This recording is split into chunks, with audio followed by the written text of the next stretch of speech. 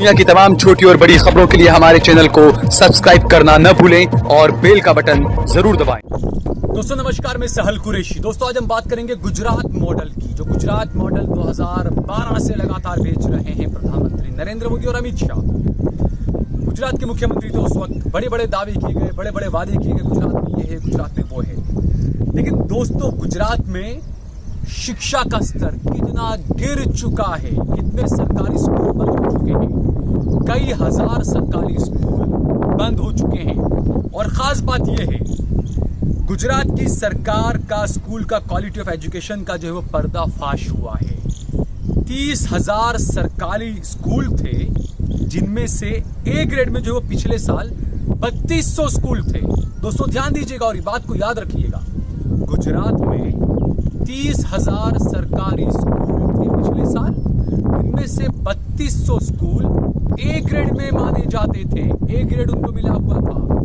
लेकिन अब वो आंकड़ा तेजी के साथ में नीचे ऐसा गिरा है जितनी तेजी के साथ में मोदी की लोकप्रियता गिरी है। जी हाँ, जो आंकड़ा जो 3200 स्कूल पिछले साल ए ग्रेड के थे गुजरात में, अब महज 14 स्कूल रह चुके हैं। जी हाँ, पूरे गुजरात में जहां मोदी जी कहते हैं मेरे 6 करोड़ गुजराती, मेरे 7 करोड़ गुजराती, तुम मेरा सब कुछ हो, मैं तुम्हें सब कुछ दूंगा, उन गुजरातियों के लिए मोदी जी ने इतना बुरा हाल कर दिया शिक्षा का कि अगर आपको प्राइवेट स्कूलों में पढ़ना है तो आपको लाखों रुपए की वहां पर फीस देनी पड़ेगी। लॉकडाउन है, आपके बच्चे घर हैं, आपके बच्चे स्कूल नहीं भी जा रहे हैं, लेकिन स्कूलों में आपको फीस देनी पड़ेगी।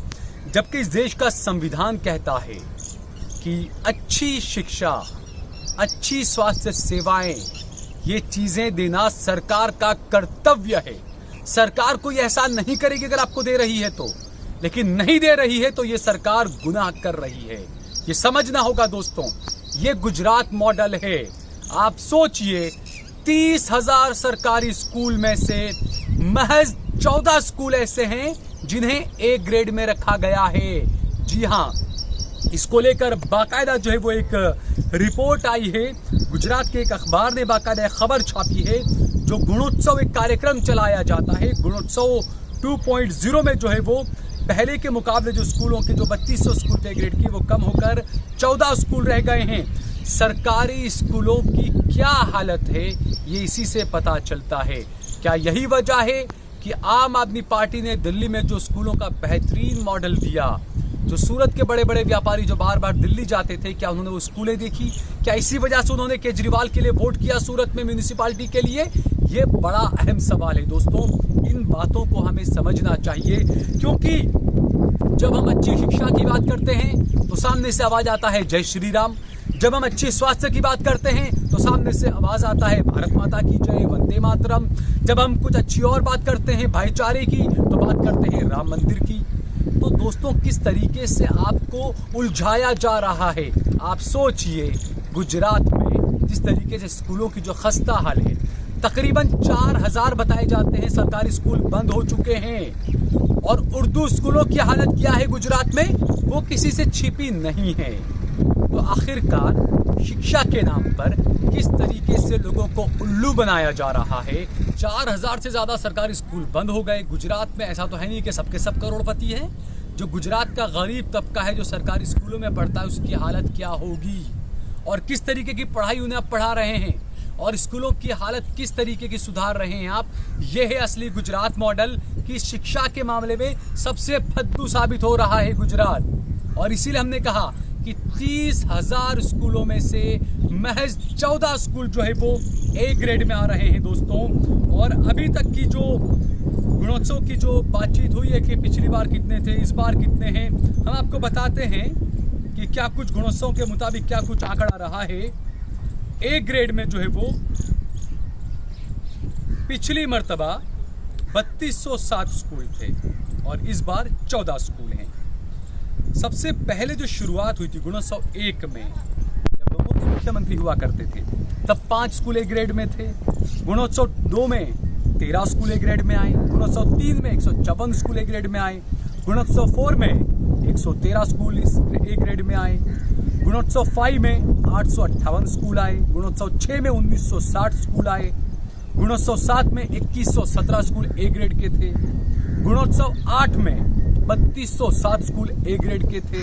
गुणोत्सव 2.0 यानी अब जो आया है उसमें 14 स्कूल बचे हैं सिर्फ। यानी कि जब मोदी मुख्यमंत्री थे और जितने स्कूल गुणोत्सव में ए ग्रेड में थे, इतने स्कूल अभी भी इतने ही हैं, कुछ बढ़े नहीं हैं। यानी दोस्तों, तो ये गुजरात मॉडल है जो आपको बेचा गया, जो दुनिया को दिखाया गया। असली गुजरात मॉडल क्या है ये आप देखिए। दूसरा मैं कहना चाहूंगा, जो मेरे गुजराती भाई हैं उनसे मैं स्पेशल कहूंगा कि मैं भले वैसे निजी तौर पर मैं भले केजरीवाल की सरकार का विरोध करता हूं, उनकी कई नीतियों का मैं विरोध करता हूं, लेकिन हाँ, शिक्षा और स्वास्थ्य के मामले में उन्होंने बेहतरीन काम किया है, ये मानना पड़ेगा।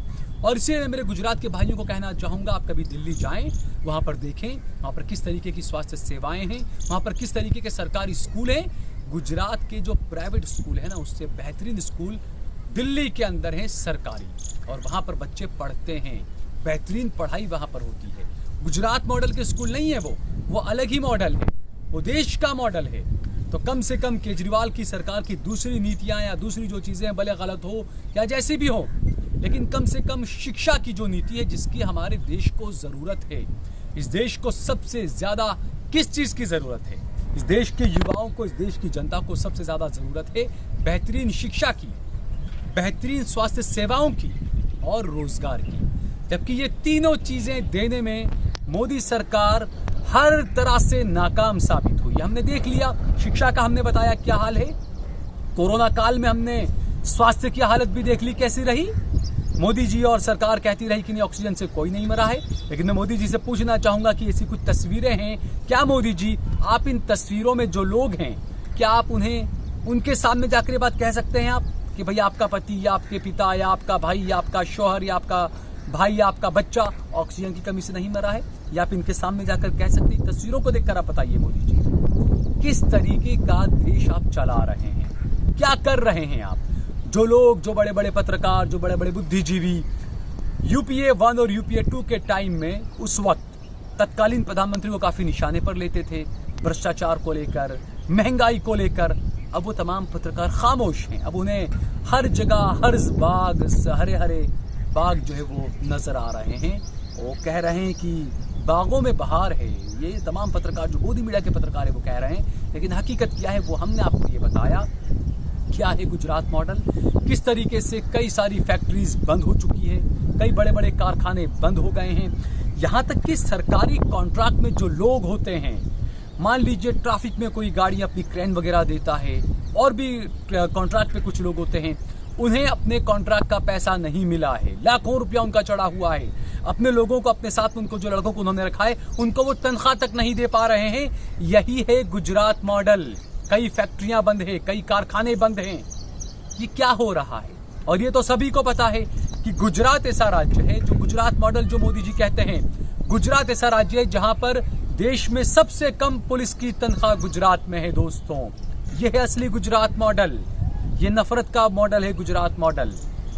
तो दोस्तों, हमें इन चीजों को समझना चाहिए कि दोस्तों 2009 से जो है वो गुणोत्सव का कार्यक्रम चलाया था मोदी जब मुख्यमंत्री थे उस वक्त उन्होंने, और उसके बाद ये लगातार चलता रहा। और अब जो है वो ये गुणोत्सव ने उनकी पोल को खोल कर रख दिया है। तो मैं इसीलिए कह रहा हूँ, जो गुजरात मॉडल आपको दिखाया गया, जो गुजरात मॉडल देश को, दुनिया को दिखाया गया, उस गुजरात मॉडल की असलियत ये है कि हमने देखी किस तरीके की स्वास्थ्य सेवाएं हैं, किस तरीके से शिक्षा व्यवस्था है, किस तरीके से कोरोना में बुरा हाल हुआ, किस तरीके से लोग बेरोजगार हैं, किस तरीके से लोगों के पास में जो कारखाने हैं, जो फैक्ट्रियां हैं, वहां ताले लग चुके हैं, किस तरीके से फैक्ट्रियों में ताले लग गए, किस तरीके से कारखानों में ताले लग गए, किस तरीके से लोगों को पीने का पानी अहमदाबाद शहर में भी सही नहीं मिल रहा है।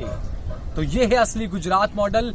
देश की जनता को अब समझना चाहिए कि मोदी ने जो अपने 7 साल पूरे किए प्रधानमंत्री के तौर पर, उन 7 सालों में आपको क्या मिला? नफरत और जहर फैलाने के अलावा क्या मिला आपको? इस बात को आप खुद समझिए, सोचिए, जांचिए, परखिए, उसके बाद ही कुछ फैसला करिए। दोस्तों, अगर आपको हमारी ये वीडियो पसंद आया हो तो इस पर कमेंट करिए, इसे लाइक करिए, और अगर आपने हमारा चैनल देश लाइव सब्सक्राइब न किया हो तो हमारे चैनल को जरूर सब्सक्राइब करिए।